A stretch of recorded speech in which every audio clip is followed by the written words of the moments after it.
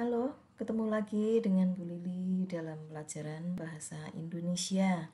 Nah, kali ini kita akan mempelajari tentang kalimat majemuk, kata tanya, dan juga cerita. Oke, yuk kita pahami satu persatu.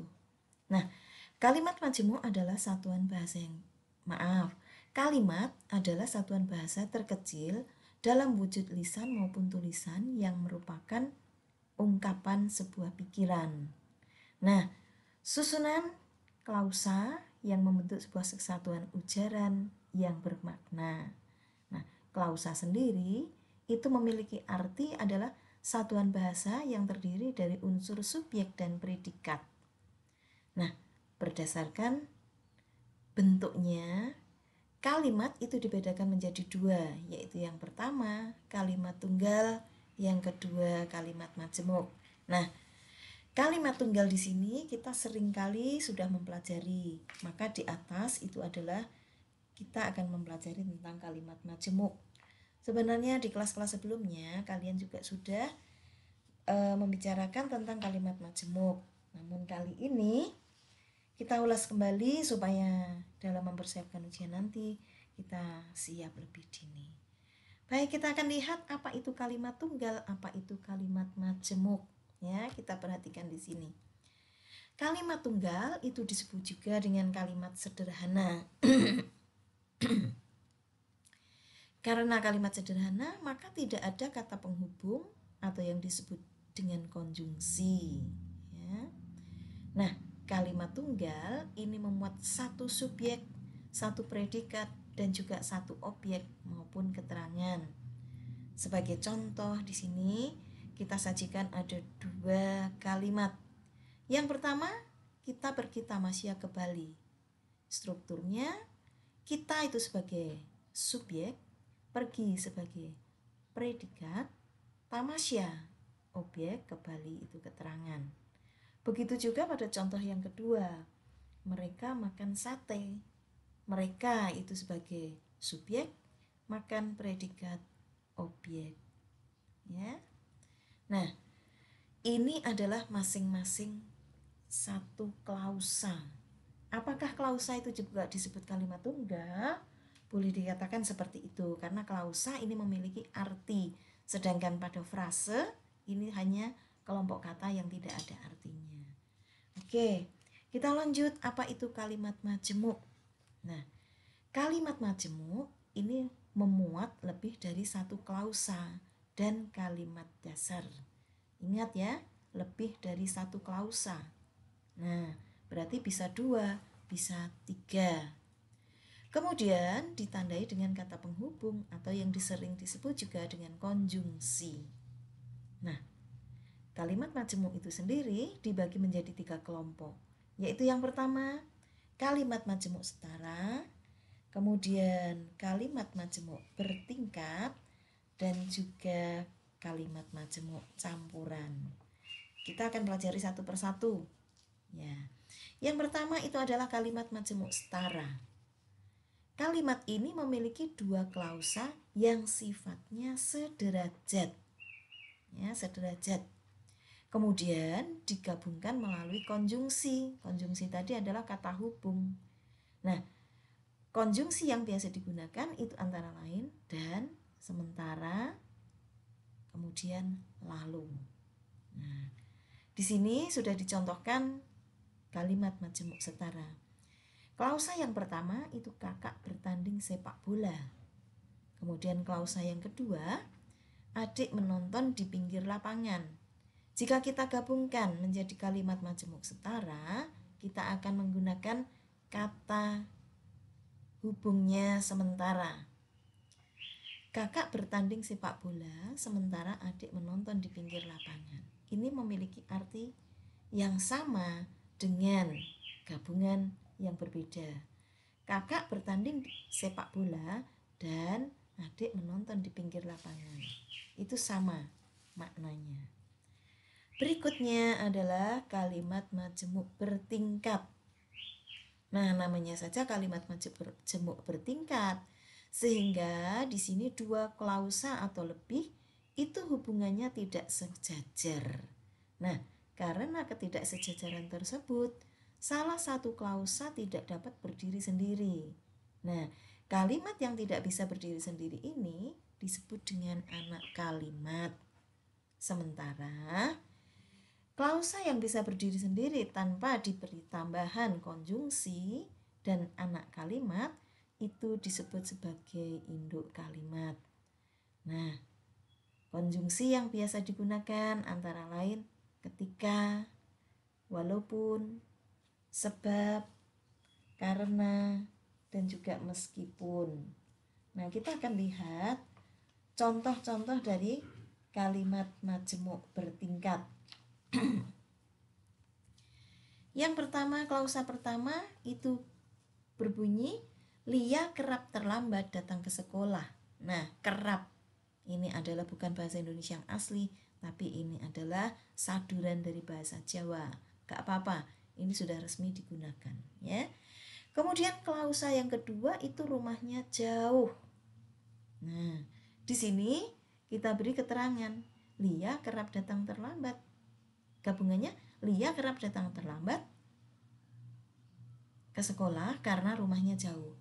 Klausa pertama ini merupakan induk kalimat karena memiliki klausa yang lengkap, yakni Lia itu sebagai subjek, terlambat itu sebagai predikat, dan keduanya bisa berdiri sendiri, ya, menjadi kalimat yang utuh.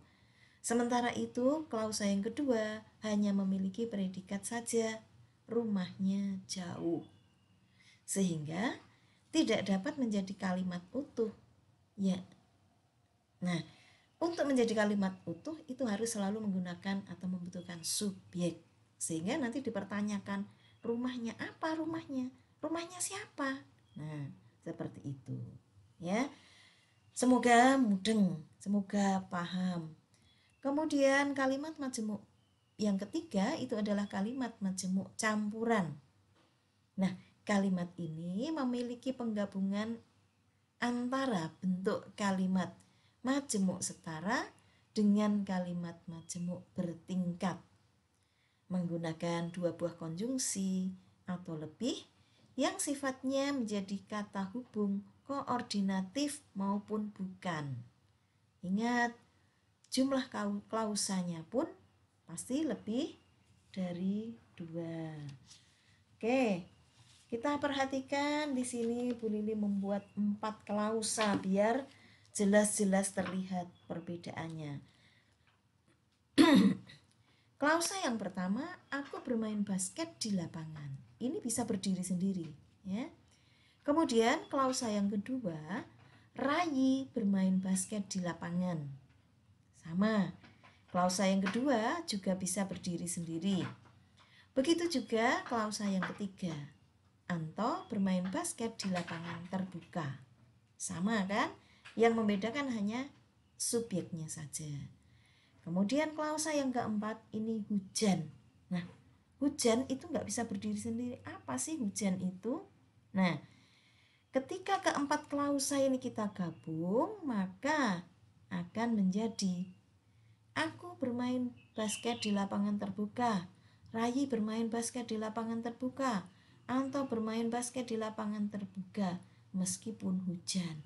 Nah, gabungan seperti itu terlalu panjang sehingga predikat, objek, dan keterangan karena sama kita hanya pakai satu saja. Sementara subjeknya berbeda, maka yang kita rapatkan itu adalah predikat, objek, dan keterangan. Sehingga akan berbunyi, aku, Rayi, dan Anton bermain basket di lapangan terbuka meskipun hujan. Oke, kita lihat penjelasan berikutnya. Klausa 1 sampai 3 merupakan induk kalimat yang dapat digabung menjadi kalimat majemuk rapatan sebab memiliki predikat, objek, dan keterangan yang sama, ya.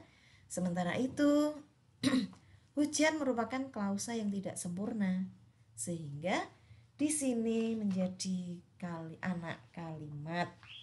Nah, itu adalah materi tentang kalimat majemuk. Nanti jika belum jelas, nanti bisa diulang-ulang. Nah, materi berikutnya adalah kata tanya. Kata tanya ini memiliki beberapa ciri. Yang pertama, jika dimasukkan ke dalam kalimat itu selalu diakhiri tanda tanya. Yang kedua, terletak di awal sebuah kalimat tanya. Namun, meskipun begitu ada juga beberapa kata tanya yang bisa diletakkan di akhir kalimat tanya. Nah, berikutnya bisa ditambah dengan akhiran kah, ya. Di manakah? Apakah? Kapankah? Begitu. Nah, beberapa kata tanya yang sudah kita ketahui bersama-sama itu selalu kita singkat dalam bahasa Indonesia. Itu adalah adik Simbaber. Masih ingat kan kalian? Oke. Nih kata tanyanya. Ya, bisa kita tambahkan dengan kah. Apakah, ya? Di manakah, dari manakah, dan seterusnya. Kapankah, siapakah, mengapakah, bagaimanakah, ya, berapakah. Nah, itu bisa ditambahkan dengan kah. Maka tadi kah itu menjadi salah satu ciri kata tanya. Oke. Materi berikutnya adalah cerita. Nah, Bu Lili tidak akan panjang lebar membahas tentang cerita karena ini sudah sering kita lakukan. Cerita dibagi menjadi dua, yaitu cerita fiksi dan non-fiksi dan seterusnya. Nah, di sini Bu Lili hanya akan membahas bagaimana cara melengkapi cerita. Nah, melengkapi cerita dapat dilakukan dengan cara yang pertama, membaca seluruh isi cerita. Kemudian memahaminya. Nah, sesudah memahaminya, kita bisa mencari kata-kata yang cocok untuk melengkapi cerita tersebut. Tidak kalah penting, sebelum kita membaca keseluruhan isi cerita, kita juga bisa memperhatikan judul, maaf ini kurang koma, tema, dan juga alur. Baik, materi kita hari ini hanya itu. Nanti kalian silahkan ada latihan soal yang harus kalian kerjakan, ya. Jangan sampai lupa, jika kalian tidak masih bingung, bisa diulang-ulang lagi penjelasan dari Bu Lili. Baik, sekian aja. Selamat belajar, sukses untuk kalian semua. Goodbye.